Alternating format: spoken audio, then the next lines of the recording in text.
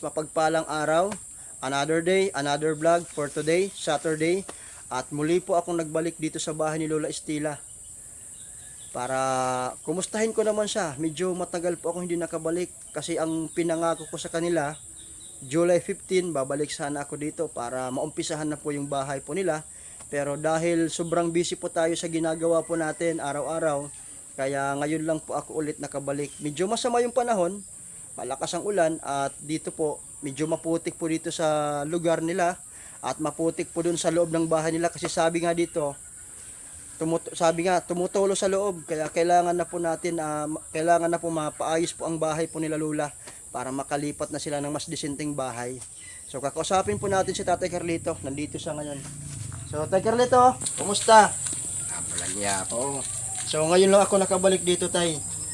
Nangako ako kina Tatay Carlito na July 15 dapat babalik ako dito.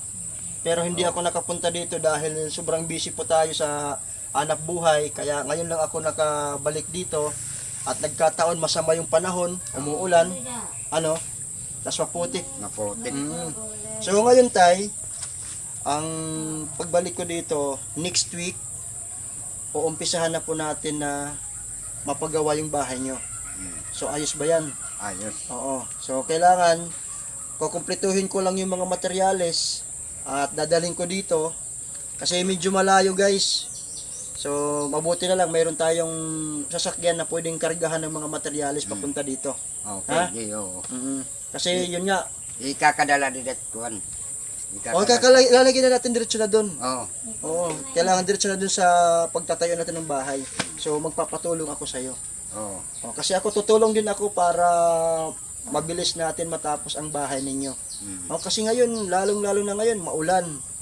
Tapos, maulan. Tapos tumutulo pa sa loob, Tumutulo. Yung kawawa yung nanay mo. Turo. Mahaw. Tapos ito, tingnan nyo guys, ito.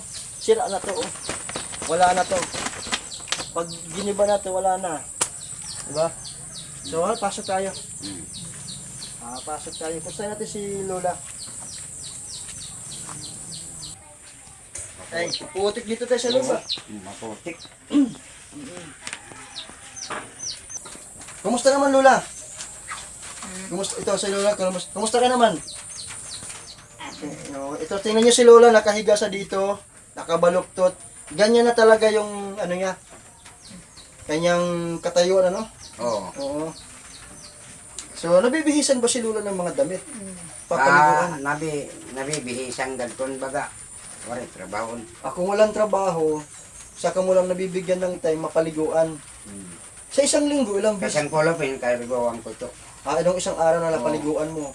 Yan. Pero yung pagbibihis niya ng damit, ilang beses po siya nakakapagbihis ng damit sa isang linggo? Kakatulo. 3. So, pero marami ba siya mga damit o May wala? Wala iba kaya ato naman dito luyo. Tinapon na yung mga damit kasi nadudumihan niya, Oo. Kaya na kanan man ko na. Di mas nabubunatan lagi ko. Hindi nalabhan. Kaya hindi mo naman kaya na maglaba. Kaya ang nangyari, kaya ginagawa, tinatapon mo na lang yung damit na may mga damit. Kaya isa ito na adat pa kani. Trabaho. Hindi naman kung tatabunan. So, tayo, ngayon, kasi siyempre naghahanap buhay ka rin, di ba? Sa pang-araw-araw mo. Ang naiiwan lang palagi dito, si nanay, di ba? Yung nanay mo yung naiiwan palagi dito kasi ito naghahanap buhay. Paano naman pagtanghali? Yung pagkain niya? Okay, nauli ko ito. Umuwi ka pagtanghali para pakainin mo siya. Pagpakain. Oo. So maganda naman tayo, Carlito. At least hindi mo siya pinababayaan. Kayo, nauli ko ito. Tapos na kukuan niya, pagliliwan, dani ko itong liliwanan. Nakikita yan nilo? Oo. Binibihisan mo. Binibihisan.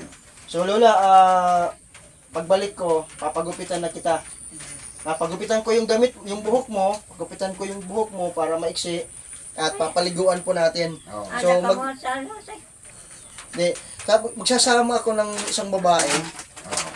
Pagpunta ko dito, magpapasama ako ng isang babae, tapos siya yung magpapaligo sa kanya at bibisan siya at kung mayroon kayong ditong magugupit na taga rito, paano mo ako i-recommend mo sa akin? para gipitan po siya ng buhok para maging malinis. At magdala rin ako ng sabon kasi ngayon hindi ako nakagdala ng sabon dahil dumiretso na ako dito para magaanan kayo at ma-update na next week uumpisahan na natin na ayusin ang bahay ninyo. Oo. Nagkataon, muntik na akong madapa kanina sa labas eh. Oo. Dami may... Maputik, gila. Oo, may putik at putik ako eh. Oo. Nadapa ako doon, madulas kasi, tsaka maputik masyado. Manlas. At dito na, mabuti naman dito sa hinigaan ni Lola Estila, hindi naman naaanong siya ng tubig. Okay, natuturuan kong gila. Natutuluan siya ng tubig mo kasi butas-butas na yun. Oo, sa butas-butas. Ito guys, butas-butas na yung ano. Kay Bista, dididi. Butas-butas na, tumutulo pala dito sa higaan niya. Ay, turo na ito. Kaya pala mayroon siyang karton. Oo. Pag tumutulo, nilalagyan mo lang ng karton para hindi siya Oo, matuluan. mga tulat luyo. Paano pag malakas ang ulan tapos may hangin, pumapasok pa rin yung tubig. Ay, ito nga, nasa ko dito nga. Tawawa naman Oo, kung baga, naturo ko din, baga malakas yung ulan. Oo. Kagabi, malakas ang ulan kagabi. Sos, kay malanas na nga niyo. Oo, kaya putik na sa loob. Sinakob kami ng tubig. Sige. Pinapasok kayo ng tubig dito. Oo. Kailan na sini? Jadi kon baga, makusog-kusog. Ibig sabihin, pumasok yung tubig dito. Oo. Pero hindi naman talagang bumabaha dito. Hindi, kay basta hindi makusog ito. Naabot ito nga ng tubig. Pumapasok ng tubig dito pag malakas kasi ulan. kan ito dito haluyo. Nasukad ito nga din. Yung tubig. Oo, sanlit na sukad liwat ito nga ito. Pero ganito tay, doon sa papatayo nating bahay, ang gagawin natin, yung mga palibot ng bahay, mag-ano tayo ng kanal. Oo. Lalagyan natin ng kanal, tapos yung lupa niya, Isasakob. ilalagay natin sa loob para pag umulan, hindi babaha. Oo. Para mataas siya. Tapos yung higaan ni nanay, iilibit natin para hindi Oo. sa lupa. Oratason light. Mataas lang to. Oo. Iilibit natin. Sugad ito. Mga ganito kataas yung niya, yung higaan higaan. niyo. Kasi dalawa lang naman kayo ditong hihiga eh, di ba? Oo. Umihiga kayo dalawa dito. Tapos pag malakas ang ulan, sabi mo nga, natutuluan pa kayo ni Lola. Oo. Alam mo tayo Carneto, naawa ko dito kay Lola. Kasi siyempre, sa sitwasyon niya, tapos yung hinihigaan niya, ganito pa, butas-butas. Tapos pag umulan, tumutulo pa, sabi mo nga ito, kasi bulok na yung yero eh. Butas-butas na yung yero. So, tutuluan talaga ng ulan. Diba? So, naranasan na ba ni nanay na magdamag, basa siya? Okay, dan ito na, ato na sandig na lang ito kung nababasa iya. Basa. So, pagdamag siyang basa, Oo, nililiwanan ko liwat ito. Grabe, Kung basa na sa iya ba? kawawa naman si Lola. So, hindi siya lalamigin siya, manginginig siya magdamag kasi siyempre pag malakas talaga Oo, ulan. kaya kutong Tapos basang-basa na siya, giginawin talaga yung magdamag. Oo. Lalo pag masarap na yung tulog mo. Niliwanan ko itong diretso. Kay, sige, kukubugan pa man ito. Oo, kawawa naman talaga si Lola. Pero sige po, dahil po sa kalooban ng Diyos, napakabuti ng Diyos dahil dininig po ng Diyos yung mga panalangin mo, yung mga hiling mo na matulungan kayo at ito na yung pagkakataon na matutulungan na talaga kayo. Mapapaayos natin ang bahay nyo. You know? Kasi ang nakakaawa talaga itong si Lola. Kay para maayad na malipat kami ng ito. Oo, malipat na kayo. Kay pinamulat kami aparan. Kuwan na nante. Naghintay kayo sa akin. Oo. Kasi ang sabi ko sa Wari iyo, kami ang tutumupan. kasi nangako ako sa iyo, Tay Carlito, na babalik ako dito July 15. Oo.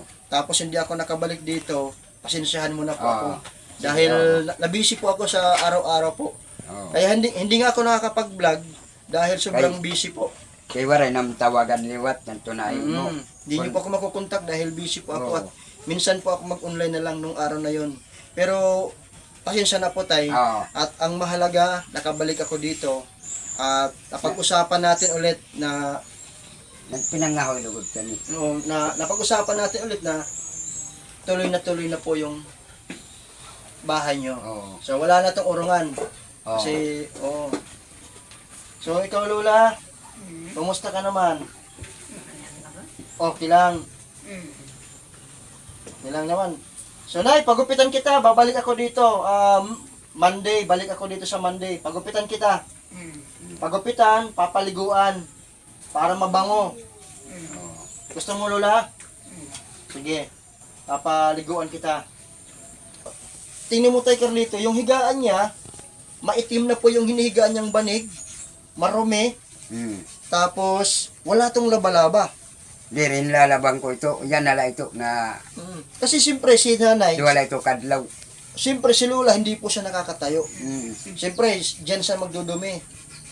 Oo. Sa hinigaan niya, sa damit niya, nahiga, Mm. dudumihan niya. Siguro kailangan siguro niya ng pampers. Kay may pampers to. O sa ganito, bibilhan po natin si Lola ng pampers kasi Oo. sa nakikita ko, mas kailangan niya ng pampers. Mm. Para pag nagdumi siya, Kay iti ya problema liwat. So ganinin, itatabason tadi dahil may purtahan para wheelchair. wheelchair. Oo. Para idoso-doso ba.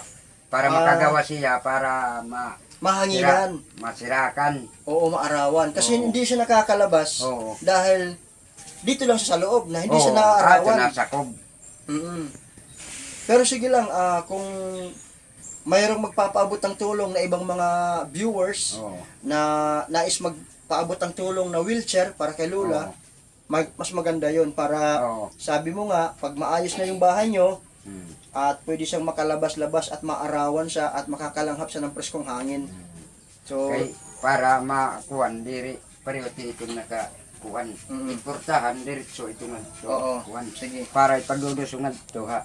Oh, Kuwan. sige, ano lang, pagdasal lang po natin na may Oo. magbigay ng wheelchair. Oo. Oo, na may makatulong, may magpaabot ng tulong sa kay Lola. Oo. Ipagdasal lang po natin na mayroon magpaabot ng tulong para kay Lola na wheelchair. wheelchair. Oo. Pero ano lang, dasal lang po natin. Oo. Pero ang unahin natin bahay. Oo. Ha? Oo.